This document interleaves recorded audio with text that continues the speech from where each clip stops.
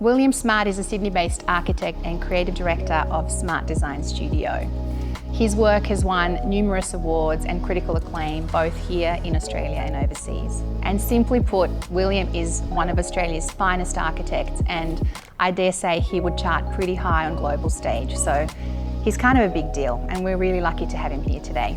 I first met William many years ago when I was a fresh-faced interior designer. He probably won't remember this, but I interviewed for a position at Smart Design Studio, but I didn't get the job. But that's okay, I moved on, I'm fine. Needless to say, I have been watching the creative output of his practice with great enthusiasm ever since then, and I'm absolutely astounded with what they have managed to achieve, especially in the last 10 years. But I'm also not surprised because William is renowned for his relentless pursuit of excellence and perfection. He has a bold vision which is utterly uncompromising, and he's renowned for producing work which has this incredible attention to detail. And I just can't wait for all of us to get to know him today through our chat.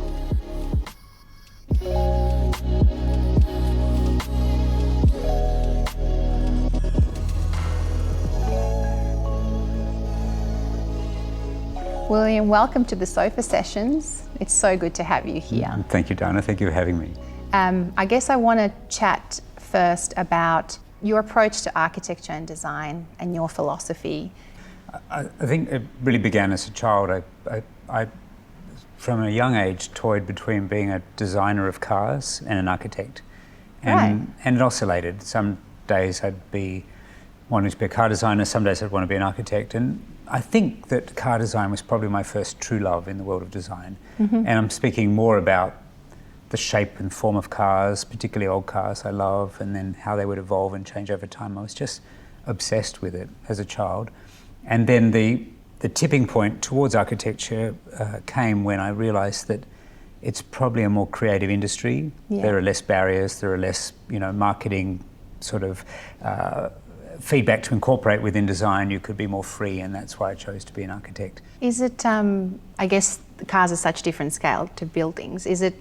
Has that informed how you approach your buildings or your interior spaces? I mean, it's been reflected in some projects we've done that have kind of very sculptural qualities to the interiors, particularly joinery.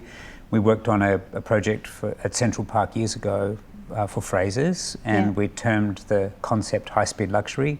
And it was really about trying to take the design of sports cars into apartment-designed interiors, and you saw glossy joinery. But it's really that integration into one that I love about cars. So they've got to house people, house engines, house safety features like bumpers, move through the air without making noise. There's a whole lot of things that are distilled into one object that I really admire.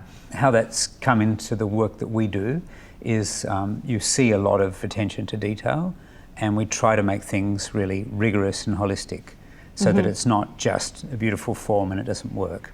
And what has evolved as our philosophy over time has been this idea of architecture from the inside out. Yeah.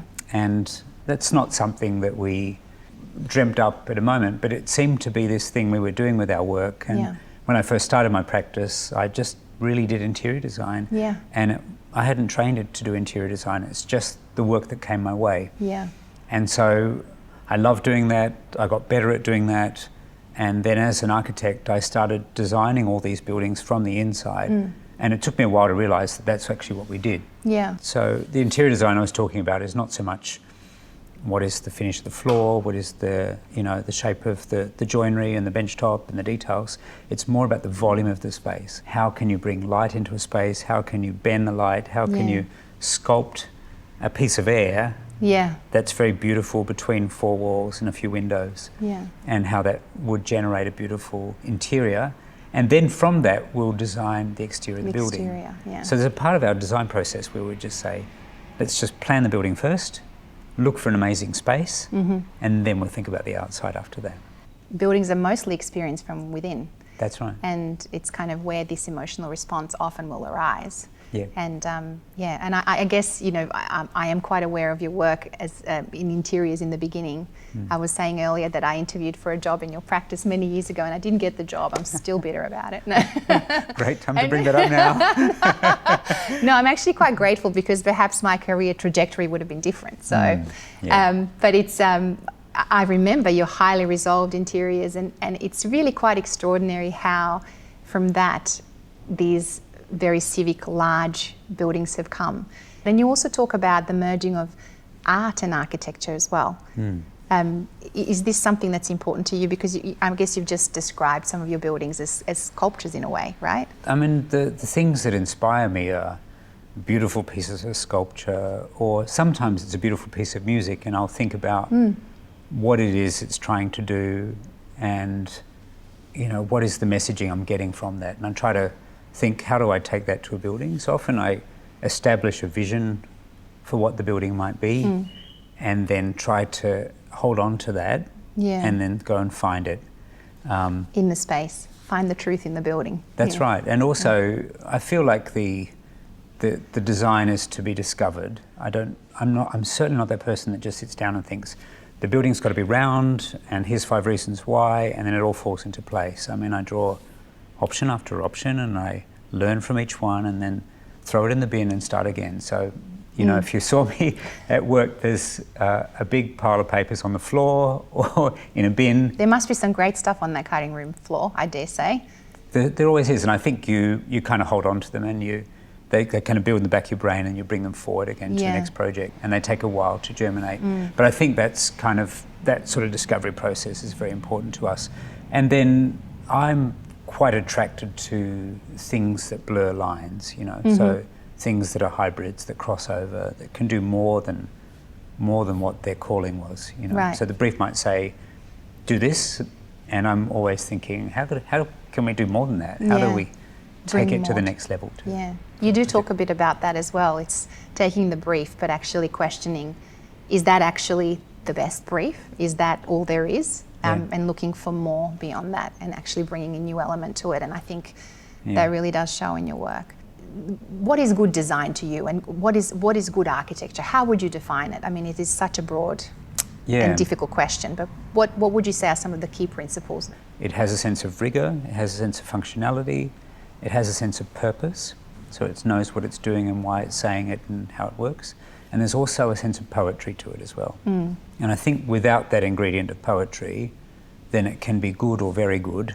But the greatness for me is that little moment where I feel a bit goosebumpy, or I feel a bit excited, or I feel jealousy and wish that... When it's somebody else's work. When it's somebody else's work, I think, oh, I wish I had created that. It's so beautiful. It's just, you know, everything that I love in that building. Is there a building that makes you green with envy? Yeah, many. There's, I mean, one in particular, there's a church designed by Alvaro Caesar in Portugal. Yes.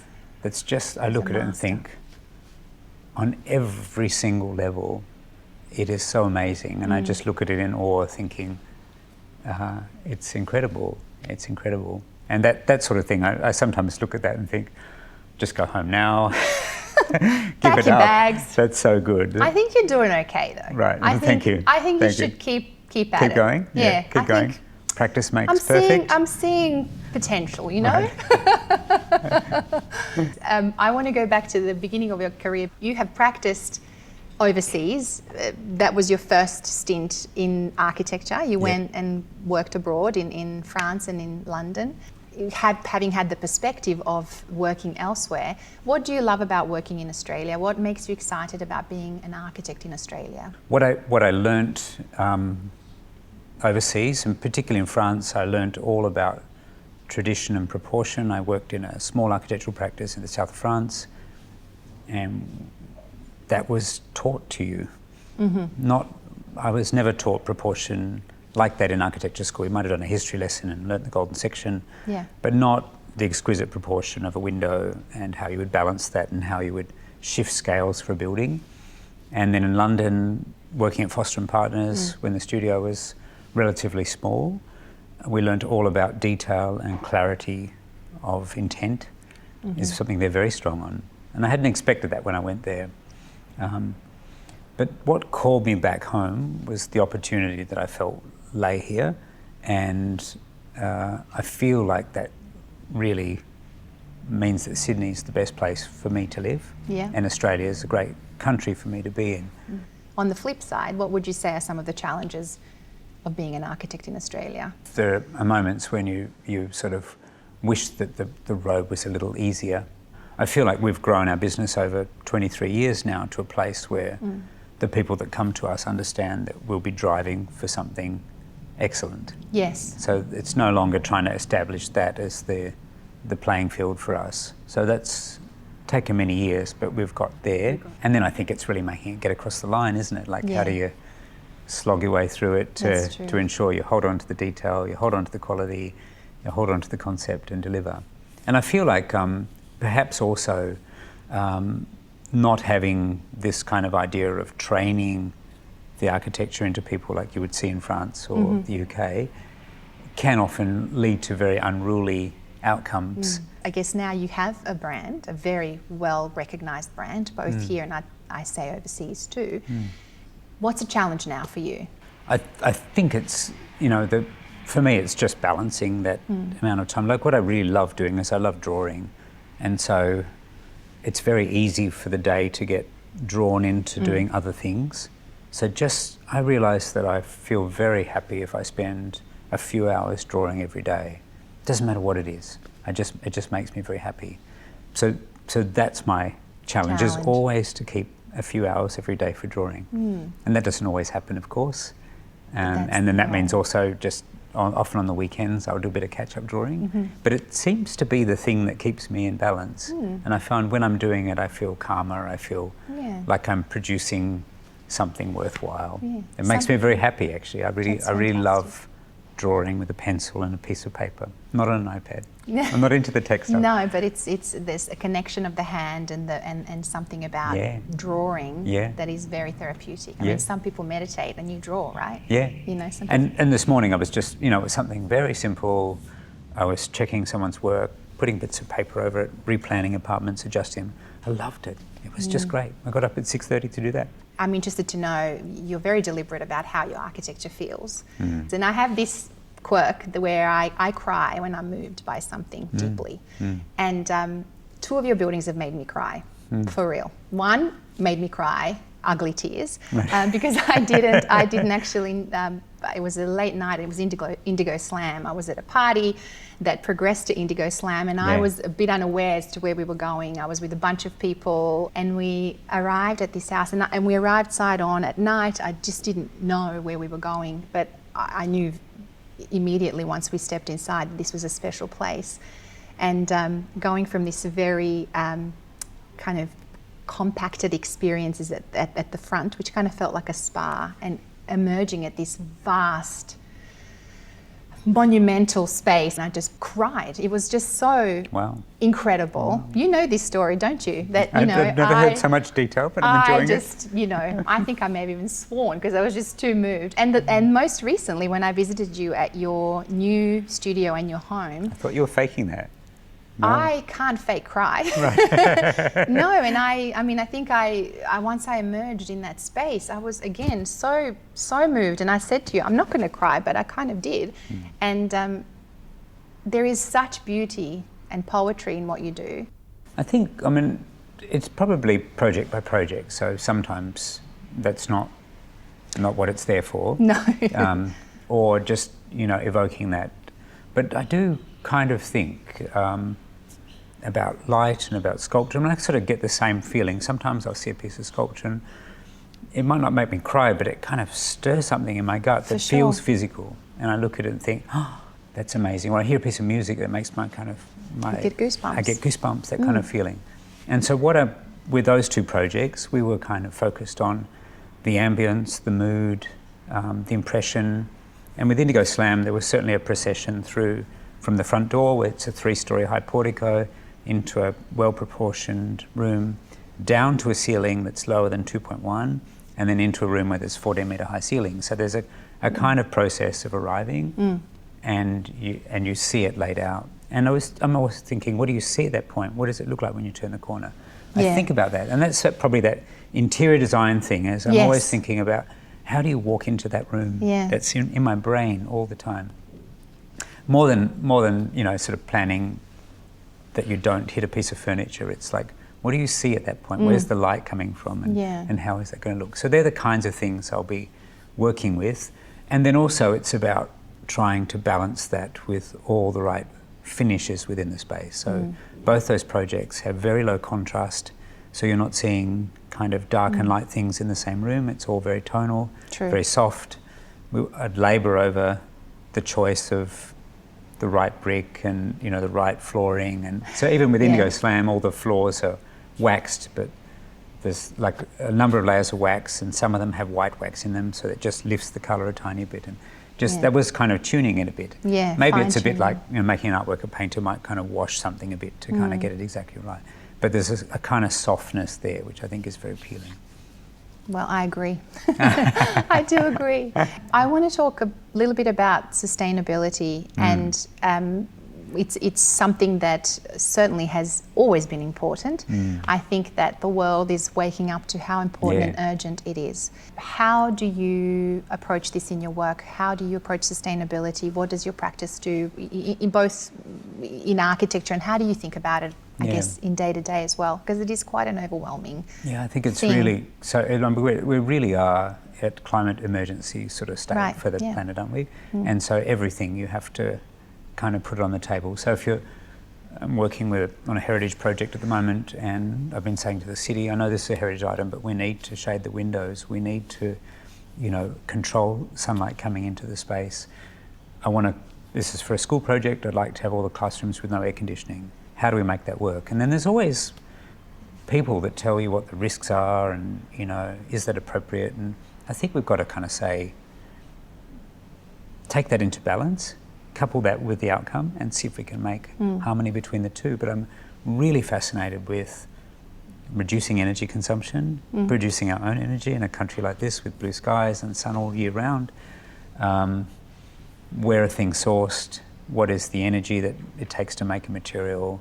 Are things ethically produced? Are we, you know, sponsoring good working chains so that don't involve any forms of slavery and things? And it's like such a broad subject to think about sustainability. And as a practice, we're elevating our involvement with it at the moment. So we've always had a regard to it.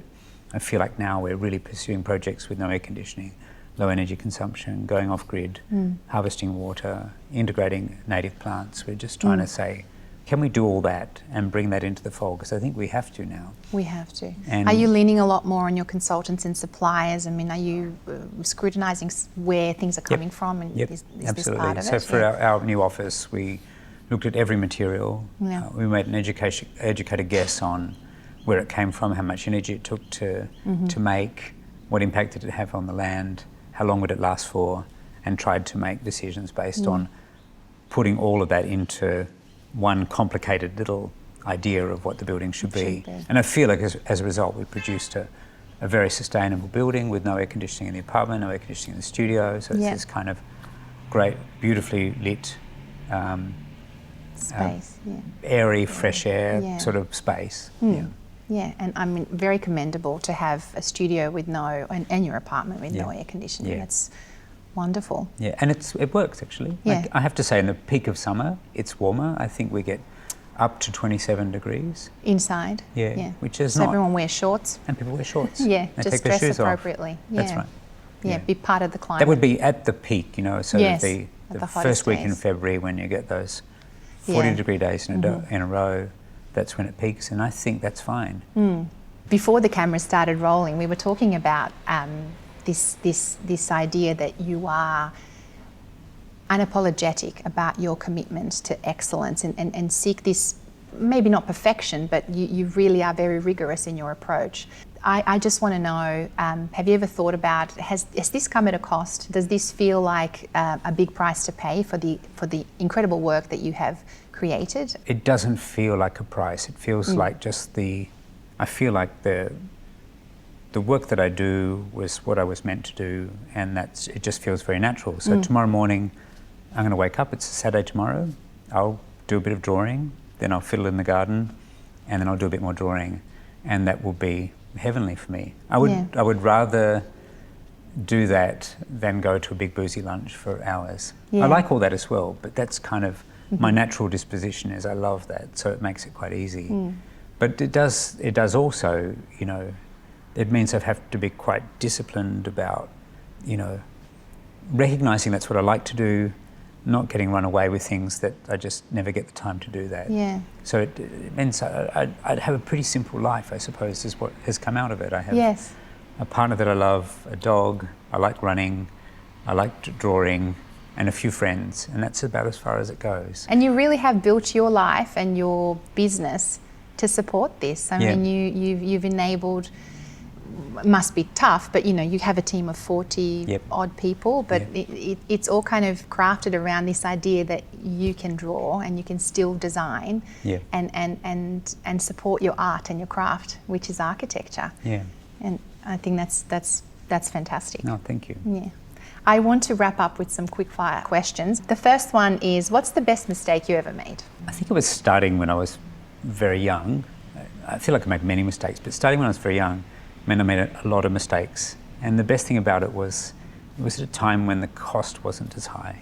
Managing a contract wrong, a staff situation that I didn't handle well. And I just learnt from all those. So that was the best thing. The best mistake was starting young and learning on the run. What rules do you live by? I mean, I sort of want to have a great time doing what I love. Work well with people, enjoy the process, but really strive for excellence. Love it. Best piece of advice you've been given? I mean, I think what stuck in my mind is Glenn Murcutt saying, the quality of the project you're doing now will be reflected in your next commission, or something like that. Right. I love that idea, because when you get to the end and you're a bit tired, you just think, hang in there. If I get this thing to be great, then my next job is going to be great. Your most treasured belonging? It's really my partner. He's not my belonging, but I just feel like he's kind of... He's the yin to your yang. He's the yin to my yang, yeah. I love that. Yeah. And your greatest extravagance? I probably spend too much money on clothes. Do you? Yeah. Ah, I might not show I love a man who admits it. Just own it. I love it. They often, like the shoes, they often look very cheap, but they're not always cheap. Your favourite movie? My best friend's wedding. I didn't expect you to say that. I expected you to say something about Alvar Aalto's life or something. Yeah, no. One thing other people may not know about you? I'm addicted to sugar, chocolate, everything. Really? Addicted, yeah. So you run it off, do you? I run it off and I don't buy it. I don't bring it home. Otherwise, I love it's it. just... Addicted to sugar. I'll never have one piece of cake. I always have 3. Finish this sentence. It's not very cool, but I really like... Going to Starbucks. I like going in there and I stay for 4 or 5 hours and I sit in the corner and really draw. That is so funny, because we drive past that Starbucks and I always ask Nick, who goes there? I'm surprised. That's incredible. There you go. I will look out for you next time. It's very uncool, but I like it. And William Smart, how would you like to be remembered? I suppose I hope to be remembered for a great body of work and making a great studio that built a great body of work. I think you're well on your way. Well, thank you so much for Thank your you, time. Diana. It's been an absolute pleasure to have you, and great to see you as always. Yeah, awesome. Thank you. Thanks.